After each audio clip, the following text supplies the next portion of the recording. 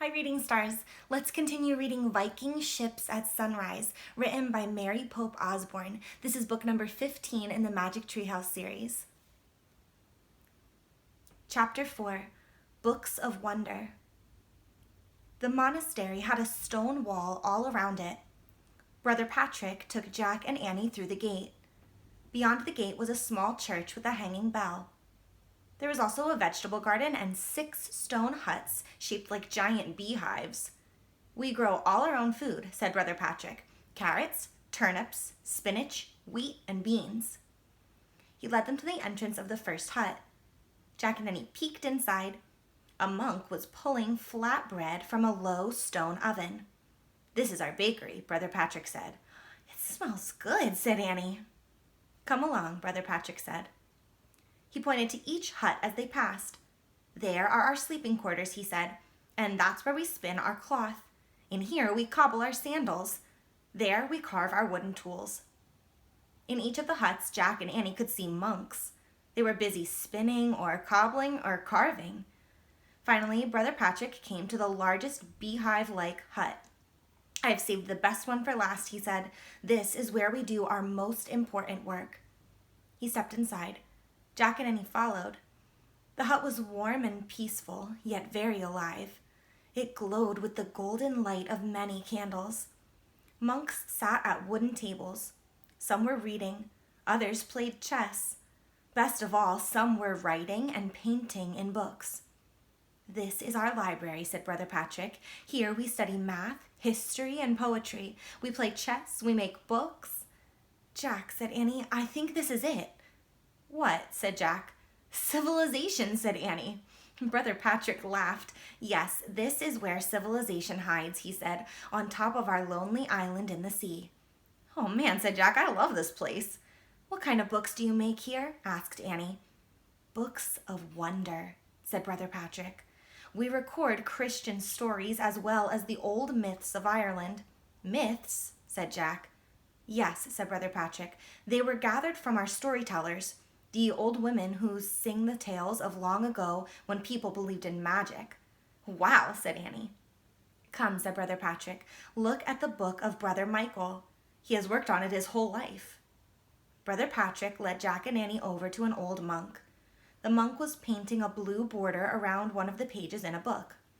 "Michael, these 2 master librarians from far away would like to see your work," said Brother Patrick.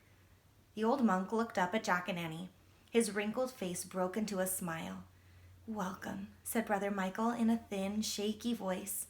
"Hi," said Annie. Brother Michael showed them the cover of his book.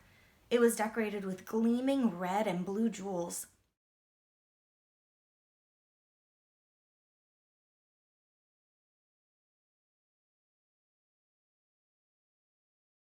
Then he turned the pages. Each was covered with fancy writing and delicate paintings in green, gold, and blue. "I wish I could paint like that," said Annie. "It's beautiful," whispered Jack.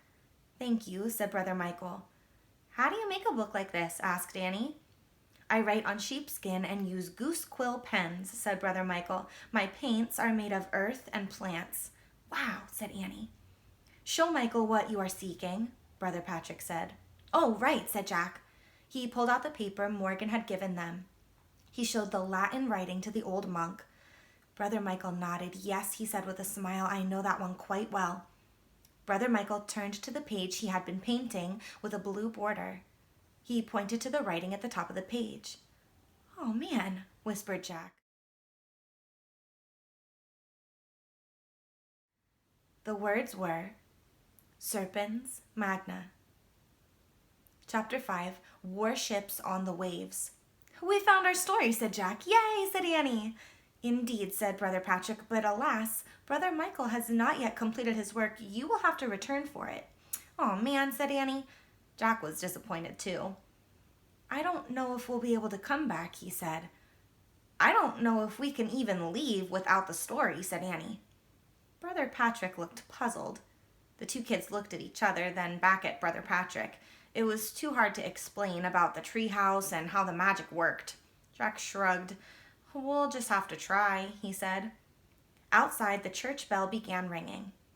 It is time now for our sunrise prayers, said Brother Patrick. Will you join us?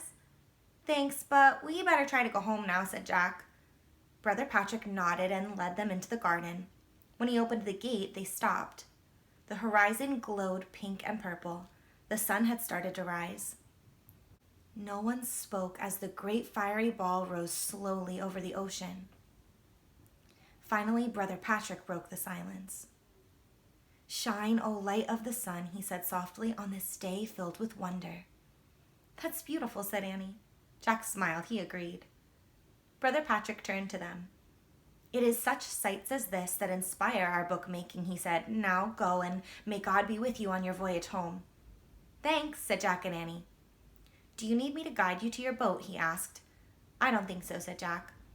"Follow the path to the top of the cliff," said Brother Patrick. "Then use my rope to help you get down the steps." "Okay," said Annie. "Bye." And she went through the gate.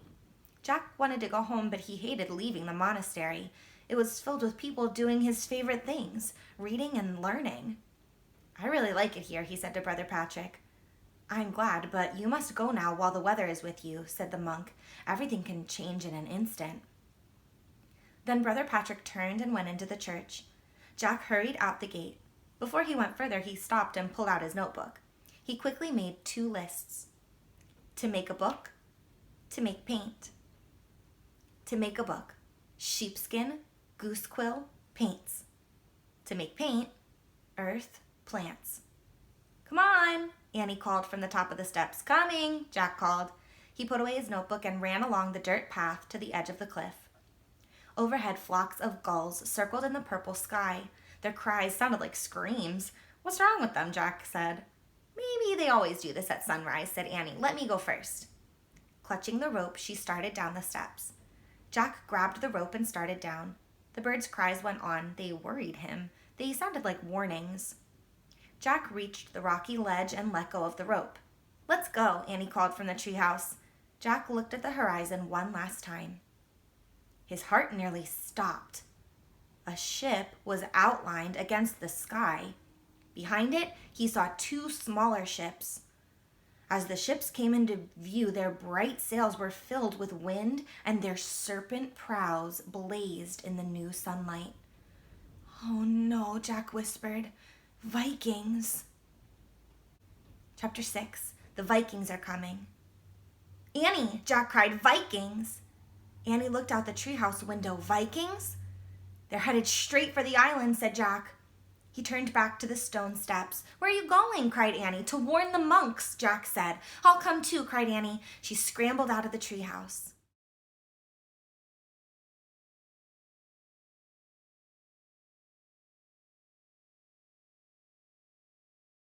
"Hurry," said Jack.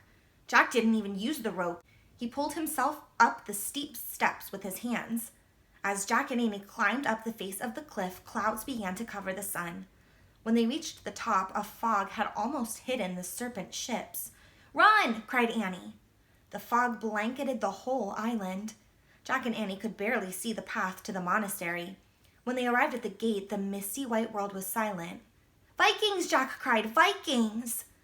"The monks are still in church," said Annie. She yanked the bell rope. Dong, dong. Jack and Annie watched as Brother Patrick and the other monks ran out of the church. "The Vikings are coming!" Jack shouted. Brother Patrick's rosy face turned white. "Make haste," he said to the other monks. "Gather the books and hide." The monks ran into the library. Brother Patrick turned to Jack and Annie. "We have a secret hiding place, a cave on the other side of the island," he said. "You can come with us, but I am not certain you will be safe." "Don't worry," said Jack. "We're trying to go home." "Do not use the steps," Brother Patrick said. "The Vikings will climb them." "Then how do we get down?" said Jack. "Go that way," said Brother Patrick, pointing. "At the cliff's edge are 2 large rocks. A path between those rocks will take you down to the shore. Then you can walk around to your boat." "Thanks," said Annie. "Be careful," said Brother Patrick. He hurried inside the library. "Wait," came a thin voice as Jack and Annie turned to run.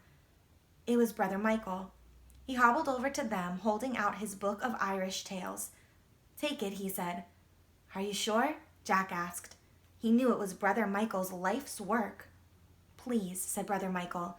"It is better that the world should have some of it than none of it at all, just in case."